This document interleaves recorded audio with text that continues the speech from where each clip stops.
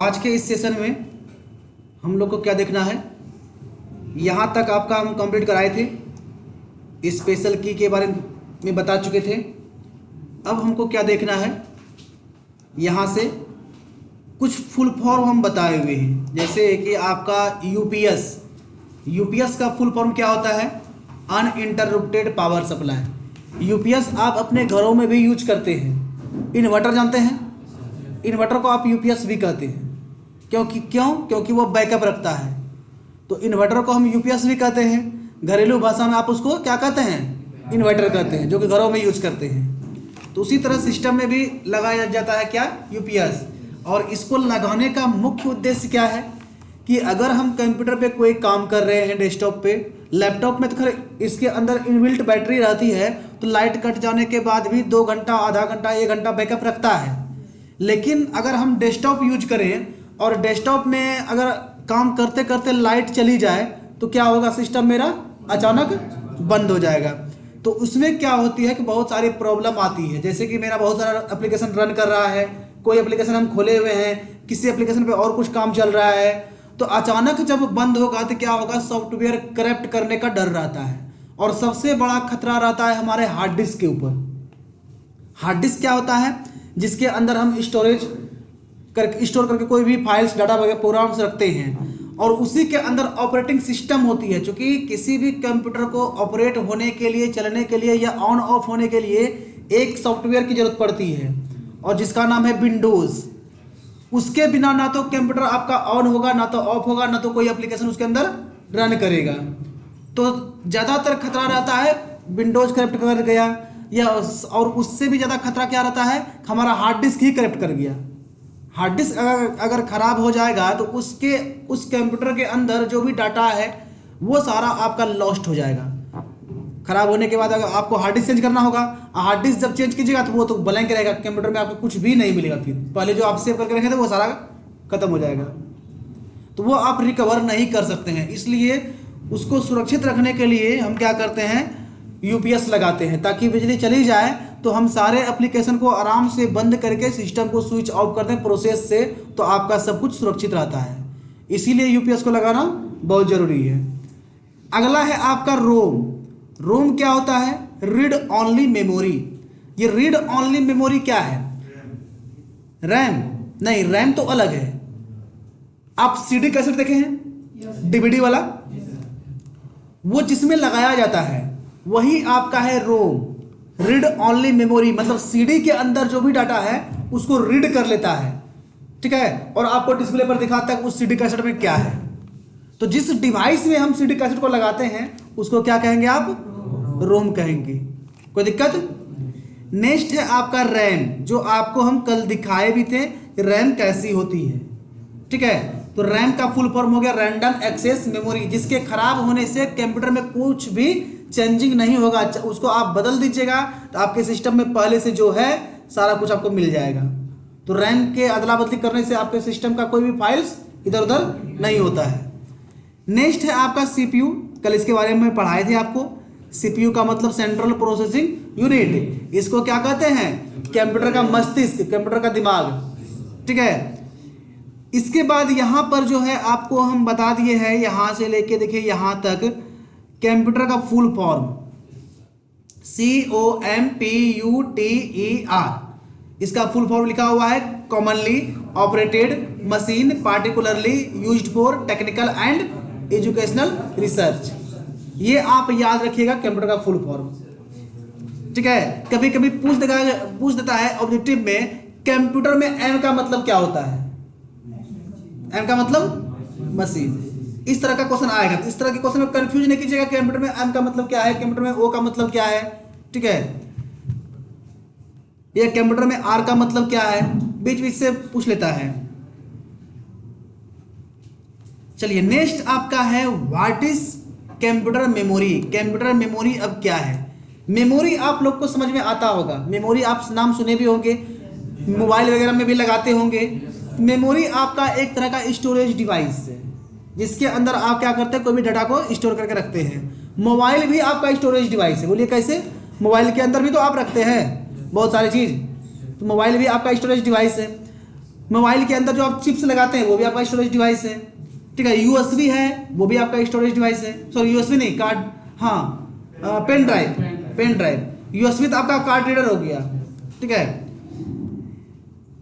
तो कंप्यूटर के अंदर जो है कि मेमोरी है वो दो प्रकार का है। तो पहले समझते हैं कि computer memory is a storage device. या देखिए अभी तक हम बताए हुए थे कि कंप्यूटर की मेमोरी जो होती है क्या होती है, स्टोरेज डिवाइस होती है। यहाँ पे लिखा भी है data used to store information, जो क्या करता है इन्फॉर्मेशन को, सूचना को, कोई भी सूचना हो आप उसको सेव करके रख लेते हैं भविष्य में कभी भी उसका उपयोग करने के लिए। Types of the computer memory, computer memory के दो प्रकार, primary memory and secondary memory. अब प्राइमरी मेमोरी क्या है, मोबाइल को जो कि साइलेंट कर लीजिएगा। Primary memory it is also known as main memory, इसको हम क्या कहते हैं, मेन मेमोरी कहते हैं। The memory unit that communicate directly with the CPU called primary memory, वैसा मेमोरी जो डायरेक्ट रूप से हमारे सीपीयू से कनेक्ट होता है। अब सीपीयू कल आपको प्रोसेसर दिखाए थे, उससे जो कनेक्ट होता है डायरेक्ट रूप से, उसी को हम कहते हैं प्राइमरी मेमोरी। जैसे कि आपका रैम हो गया, रोम हो गया, वो डायरेक्ट सीपीयू से कनेक्ट होता है। भले ही मदरबोर्ड में कहीं पर आप उसको एडजस्ट करा लेते हैं, कहीं पर भी लगा देते हैं, जहाँ स्लॉट रहता है वहाँ पे रैम को लगा देते हैं, जहाँ स्लॉट खाली रहता है डाटा के साटा केबल लगाने का, वहाँ साटा केबल लगा के रोम को हम कनेक्ट कर देते हैं। लेकिन वो डायरेक्ट कहाँ कनेक्ट होता है, सीपीयू में आपका, ठीक है। इसलिए हम उसको कहेंगे प्राइमरी मेमोरी। और ये दो प्रकार के होते हैं, रोम एंड रैम। अब इसके बारे में आपको अभी तुरंत हम बता चुके हैं रोम एंड रैम क्या है। चलिए इसके बाद आपका है सेकेंडरी मेमोरी। तो सेकेंडरी मेमोरी क्या है, it is also known as auxiliary memory, इसको हम सहायक मेमोरी कहते हैं। सेकेंडरी मेमोरी को क्या कहते हैं, सहायक memory. The memory unit which is provide backup storage called secondary memory, वैसा मेमोरी जो आप बैकअप रखने के लिए इस्तेमाल करते हैं, ठीक है। कार्ड रीडर, ये सॉरी पेन ड्राइव हो गया, आपका सीडी जो है, सीडी कैसेट, वो भी आपका बैकअप है। बोलिए कैसे, शादी विवाह में जब आप बनवाते हैं वीडियो तो वो आपको सीडी में भी बना के देता है। आजकल भले ही अब पेन ड्राइव चलता है, सीडी यूज नहीं करता, क्योंकि किसी के घरों में आजकल डीवीडी देखने के लिए नहीं मिलेगा, ठीक है। क्यों, क्योंकि अभी ज़्यादातर डीवीडी का उपयोग किसी भी एलईडी टीवी में इनबिल्ट दिया जाता है यूएसबी लगाने के लिए, तो लोग यूएसबी लगा के देख लेता है। सीडी कैसेट तो कभी भी खराब भी हो सकता है, इसलिए अब उसका प्रयोग ज़्यादातर बहुत कम होता है। लेकिन पहले क्या होता था कि वो जो मिक्सिंग करके देता था सीडी कैसेट होते थे, एक मास्टर सीडी अलग देता था और एक उसका कॉपी देता था कि आप कॉपी करके देखिए, कॉपी वाला सीडी में जो भी देखना है मास्टर सीडी को रख दीजिए, जब भी ये खराब होगा तो मास्टर सीडी से वो कॉपी फिर कर के दे देता था। तो वो होता था आपका सीडी। और वही सीडी क्या होती है, वो सीडी भी आपका क्या हो जाएगा, सहायक मेमोरी, सेकेंडरी स्टोरेज, ठीक है, सेकेंडरी मेमोरी, क्योंकि उसके अंदर भी डाटा रहती है, उसमें भी रखता है लोग। अब ज़्यादातर पेन ड्राइव का यूज करने लगा है। तो जैसे यहाँ पे एग्जांपल में दिया हुआ है आपका पेन ड्राइव, HDD का मतलब हार्ड डिस्क हो गया, फ्लॉपी डिस्क हो गया।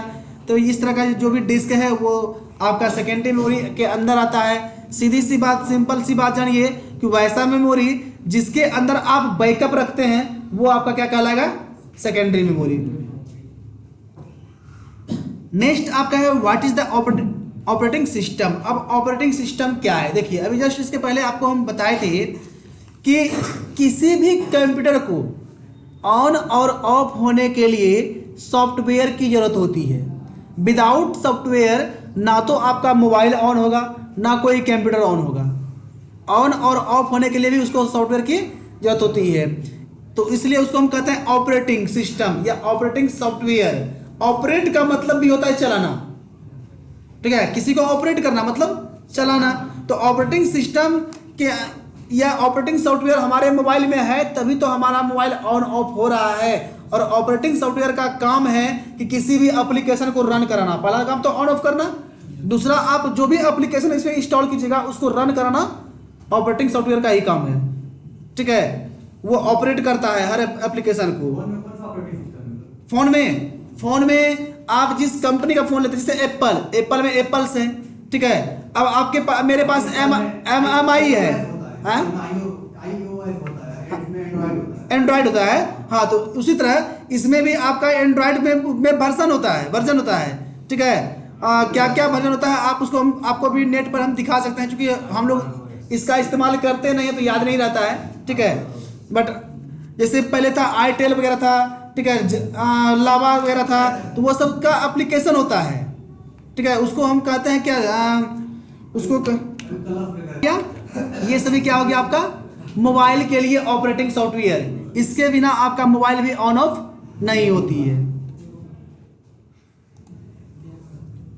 चलिए अब यहां पे है आपका, तो हमारे सिस्टम के लिए, कंप्यूटर के लिए ऑपरेटिंग सॉफ्टवेयर क्या है, तो देखिए यहां पे क्या कहता है, operating software is a collection of set of programs which manage all resources of the computer system. Operating software क्या है, तो बहुत सारे प्रोग्राम्स का एक कलेक्शन है, एक समूह है, उसके अंदर बहुत सारे प्रोग्राम्स डाला हुआ है और उसका एक समूह है जो क्या करता है कि हमारे सिस्टम के रिसोर्स जो है, जितने भी एप्लीकेशन उसके अंदर आती है, उन सारे रिसोर्सेज को मैनेज करता है और मैनेज करके उसको ऑपरेट कराता है, ठीक है। It is an intermediate between user and hardware, sorry यहाँ पे हार्डवेयर हो गया है, यहाँ पे यूजर एंड कंप्यूटर होगा। चलिए एक ही बात है, हार्डवेयर भी चलेगा, क्योंकि हार्डवेयर क्या होता है, जिसको हम छू सकते हैं वो आपका हार्डवेयर हो गया, जिसको नहीं छू सकते हैं तो वो क्या हो गया, सॉफ्टवेयर हो गया। तो यहाँ पे हार्डवेयर भी सही ही है, क्योंकि हम कीबोर्ड माउस को छू सकते हैं, चला सकते हैं। तो ये किसके मध्यांतर में काम करता है, यूजर एंड हार्डवेयर। यहाँ पे आप काम दे दिए यूजर एंड कंप्यूटर, यहाँ तक कोई दिक्कत। अब ऑपरेटिंग सॉफ्टवेयर के सिस्टम के बहुत सारे एग्जाम्पल हैं, उसको आप नोट्स कर लीजिए, ठीक है। यहाँ तो हम लिखाए हुए नहीं हैं, इसको आप क्या कर लीजिए, नोट्स कर लीजिए। ऑपरेटिंग सॉफ्टवेयर के और भी क्या क्या उदाहरण है, जैसे में दो चार तो आपको एग्जाम्पल भी पता होनी चाहिए कि ऑपरेटिंग सॉफ्टवेयर क्या क्या है।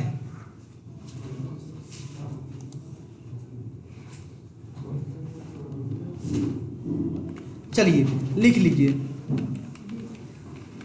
Windows XP, Windows 10, Windows 7, Windows Vista, Linux, Windows 11,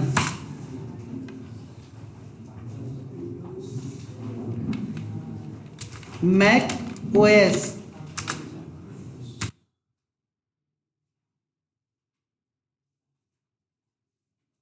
ये सभी आपका हो गया ऑपरेटिंग सॉफ्टवेयर के उदाहरण।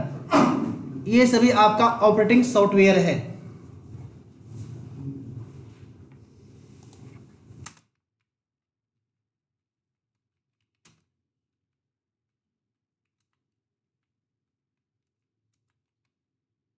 ऑपरेटिंग सॉफ्टवेयर,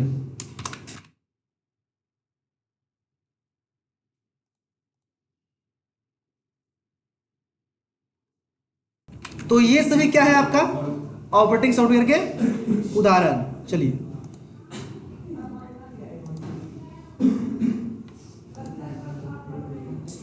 इसके बाद आपका कुछ प्रैक्टिकल है, ठीक है, कि कंप्यूटर को कैसे ऑन और ऑफ करना है। इसके लिए हम बताए हुए हैं कि कंप्यूटर को ऑन ऑफ कैसे करना है। तो कहता है how to start the computer, computer को स्टार्ट कैसे करेंगे। कंप्यूटर को स्टार्ट करने के लिए फर्स्ट क्या करना होगा, मेन इलेक्ट्रिसिटी जो बोर्ड होती है इसको ऑन करना होगा। स्विच ऑन द यूपीएस, उसके बाद आसपास में यूपीएस रखा होगा, लैब में भी होगा, यहाँ भी है, तो यूपीएस हमको ऑन करना है। Switch on the CPU, CPU में एक बटन होगा जिसमें इस तरह का कट का निशान लगा होगा, ये आपका हो गया पावर का बटन। और दूसरा जो बटन होगा उसमें लिखा होगा इस तरह का आर, या तो आर लिखा होगा या क्या होगा, इस बटन की तुलना में एक दूसरा छोटा सा बटन होगा, तो वो आपका है रीस्टार्ट बटन, और ये क्या है पावर बटन। तो यूपीएस को ऑन करने के बाद इस वाले बटन को जब आप ऑन कीजिएगा तो आपका सिस्टम क्या होगा, ऑन हो जाएगा। कुछ सेकंड, 10 सेकंड 20 सेकंड वेट कीजिएगा, सिस्टम ऑटोमेटिक फिर रन करेगा, ऑन हो जाएगा। इसके बाद स्विच ऑन द मॉनिटर, आपको मॉनिटर भी ऑन करनी है। When switch on the computer then refresh computer 8 to 10 times. जब आपका कंप्यूटर ऑन होता है सबसे पहले आपको क्या करना है, कंप्यूटर को रिफ्रेश करना है। कोई भी काम करने के पहले आप सिस्टम को रिफ्रेश जरूर कीजिए। और रिफ्रेश करना कैसे है, तो यहाँ पे अगला क्वेश्चन है हाउ टू रिफ्रेश।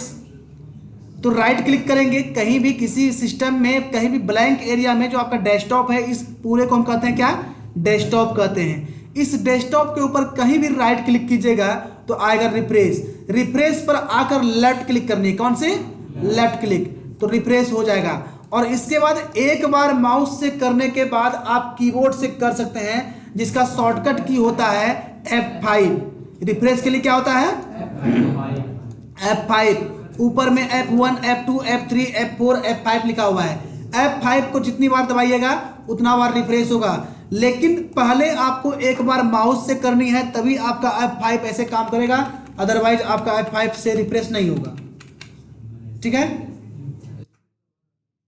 पहले नहीं, ऐसे नहीं होगा, विदाउट माउस से क्यों नहीं होगा, पहले आपको माउस से एक बार रिफ्रेश करनी है, या तो माउस से कीजिए, या दूसरा ऑप्शन और भी है आपके कीबोर्ड में, यहाँ पे देखिए ये वाला बटन आया, इसके बाद ये रिफ्रेश करिए, देखिए इससे भी कर सकते हैं रिफ्रेश, इंटर। अब कीजिए माउस से तो इससे हो जाएगा, है ना। तो मेनू बटन भी आपका यहाँ पे दिया हुआ है, ठीक है, इससे भी हम रिफ्रेश कर सकते हैं माउस के अलावे। नेक्स्ट आपका जो है वो है how to switch off the computer. तो कल भी आपको बताया था स्विच ऑफ करने के लिए एक स्विच ऑफ कैसे करनी है। तो पावर बटन आपका यहाँ पे देखिए, start button, Windows start button, यहाँ पर जाएंगे, ये पावर बटन आएगा, यहाँ पर जाएंगे, लेफ्ट क्लिक करेंगे, शट डाउन करेंगे तो कंप्यूटर मेरा शट डाउन हो जाएगा।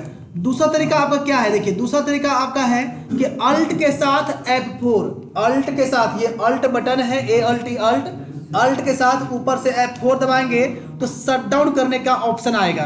क्योंकि अभी यहाँ पे नहीं आ रहा है, रीजन है कि हाँ आ गया, चलिए आ गया, तो ये शट डाउन जैसे ओके करेंगे तो ये शट डाउन हो जाएगा। तीसरा तरीका है, देखिए तीसरा तरीका, विंडोज के साथ X, विंडोज के साथ X और 3 बार U प्रेस कीजिएगा, शट डाउन हो जाएगा। कितना बार, 3 बार। क्या क्या बताएं आपको, विंडोज के साथ X और 3 बार क्या दबाना है, U। 3-4 बार जैसे U दबाइएगा ऑटोमेटिक सिस्टम क्या हो जाएगा, बंद हो जाएगा, स्विच ऑफ हो जाएगा। तो 3 तरीका बताएं स्विच ऑफ करने का।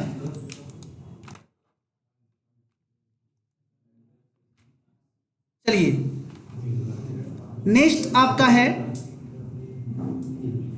How to view large icon. अब आते हैं हम लोग, देखिए डिस्प्ले के ऊपर, डेस्कटॉप के ऊपर, ये आपका डेस्कटॉप है और डेस्कटॉप के ऊपर ये जितने सारे आपको दिख रहा है फाइल फोल्डर्स, ठीक है, यही सभी आपका क्या करता है, आइकन करता है, जिसमें शॉर्टकट का भी तीर लगा हुआ है। देखिए शॉर्टकट, ये आपका शॉर्टकट है, तीर लगा हुआ है। बाकी सबको क्या कहेंगे, फाइल फोल्डर और आइकन। तो इसको अगर लार्ज करना है, मतलब बड़ा करना है, तो क्या करेंगे, कहीं भी ब्लैंक एरिया में राइट क्लिक कीजिएगा, व्यू पर जाइएगा तो यहां मिलेगा लार्ज, लार्ज हो गया। इसको फिर स्मॉल करना है, राइट क्लिक करेंगे, व्यू पर जाएंगे, स्मॉल करेंगे, मीडियम करेंगे, मीडियम हो गया। राइट क्लिक करेंगे, व्यू पर जाएंगे, स्मॉल करेंगे तो और भी छोटा हो जाएगा। तो ये आपका था डेस्कटॉप के ऊपर का क्वेश्चन। और ये जो है ये आपका क्या है, ये आपका टास्क बार है, ये आपका टास्क बार है, जिसमें कि यहाँ आपका विंडोज स्टार्ट बटन है, ये आपका सर्च बॉक्स है, और ये आपका क्या है, टास्क व्यू, टास्क व्यू है। देखिए क्या क्या एप्लीकेशन खुला हुआ है यहाँ पे दिख जाएगा टास्क व्यू के अंदर, ठीक है। फिर टास्क व्यू पर क्लिक करेंगे, हो जाएगा। फिर टास्क व्यू पर गए, मान लीजिए हमको कौन सा एप्लीकेशन खोलना है, ये वाला, इस पर क्लिक कर दीजिए तो ये वाला आपका ओपन हो जाएगा। तो टास्क व्यू में ये एक फायदा है कि कौन जितने भी एप्लीकेशन खोलिएगा वो सारा वहां पे दिख जाएगा, और कौन सा एप्लीकेशन आपको चाहिए ओपन, वहां पे क्लिक कीजिए, वही एप्लीकेशन ओपन हो जाएगा। इसके बाद टास्क व्यू के अंदर बाद ये आपका देखिए जितने भी एप्लीकेशन खुला हुआ है, तो यहाँ पे नीचे देखिए अंडरलाइन लगा हुआ है, उस एप्लीकेशन के नीचे अंडरलाइन है तो मतलब वो एप्लीकेशन ओपन है, जिसके अंदर अंडरलाइन नहीं होगा मतलब वो क्लोज होगा। तो यहाँ देखिए सारा एप्लीकेशन मेरा ओपन है, तो यहाँ पे सभी में अंडरलाइन लगा हुआ है।